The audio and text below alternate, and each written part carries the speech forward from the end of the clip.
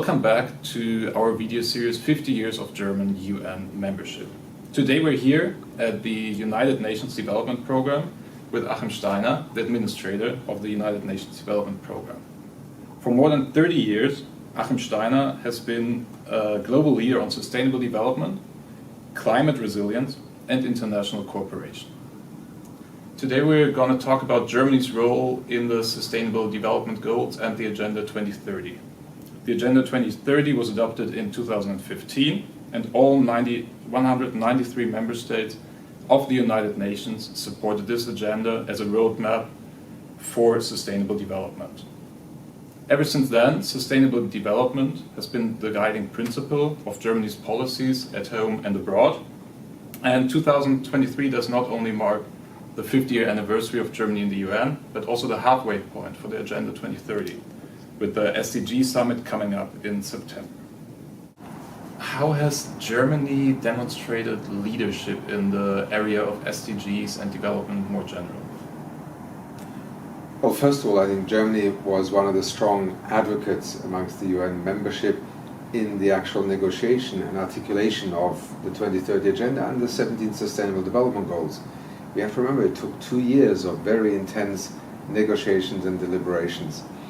Secondly, I think Germany remains a very active multilateral supporter, meaning in its membership of the United Nations, in the financing of development. We have to remember Germany has significantly increased the ratio of development investments and finance in recent years, reaching close to 0.7%, a goal that the United Nations had agreed well over 30 years ago. Germany has now surpassed it, so it is a major financier of development and investments in development across the world. That is sort of the lens with which Germany's role as a catalyst, as an investor, as a financier internationally can be considered to be a very positive contribution.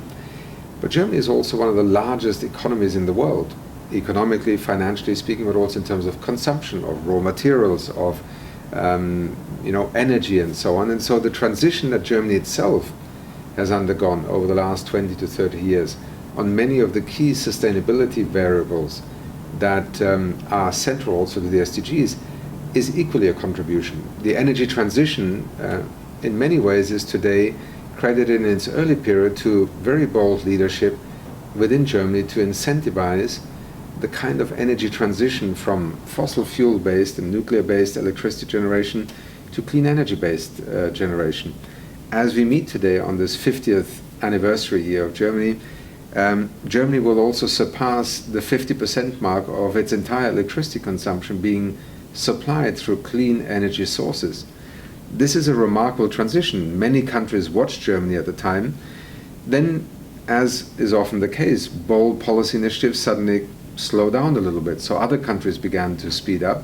And I think today Germany is part of a pool of countries that is literally trying to see how a sustainability transition to a circular economy, a green economy, will define what the growth sectors are, where the jobs of tomorrow are coming from. And I think, again, as a leading global economy, much of what Germany is experimenting with public policy, with tax policies, with subsidies, and also how a population, because ultimately in a democracy people elect government, so they have to believe in these transitions, how also the public sentiment will continue to support this. But as with every country, Germany has also seen setbacks and sometimes slowing down. And I think a very interesting moment that perhaps is still not appreciated quite for its historical significance is when a number of people went to Germany's Supreme Court and essentially challenged Germany's climate targets and won. And the government within a few months actually had to revise and upgrade its climate ambition in order to comply with the ruling of its most supreme or senior court. And I think these are also very interesting developments. There is society, there is government, there is the judiciary, the law, the constitution, and in that sense it's a live experiment that I think is being watched by many, and certainly by Germany's own citizens, I think, with fascination and sometimes also with a degree of concern about the future. You've already mentioned a multi-stakeholder approach before. Which role does the German and the general youth play in this process? You know, if you listen to some of the debates in Germany right now about the last generation, about the protests that are happening, you'd think that perhaps the youth are the problem. I take a very different view. I actually always begin to ask myself, what is it that makes young people who have no personal gain whatsoever from engaging in that protest actually care about something like climate change, are willing to risk even being imprisoned and arrested in order to awaken a spirit in society that not only is a transition necessary, it's doable, and we must take responsibility for it. Now, there are many ways in which young people are part of the way our societies function. It can be through participating in the political process. When they are eligible to vote, they can exercise their vote.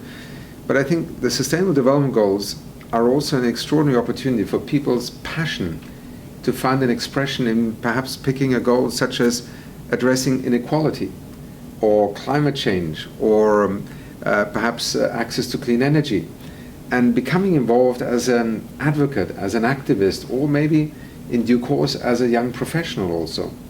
For us as an institution, the United Nations, but also we in the United Nations Development Programme, are increasingly investing heavily in creating the conditions where young people are not invited in to essentially be treated as passive players. They are co-creators of what happens next. They're increasingly influential.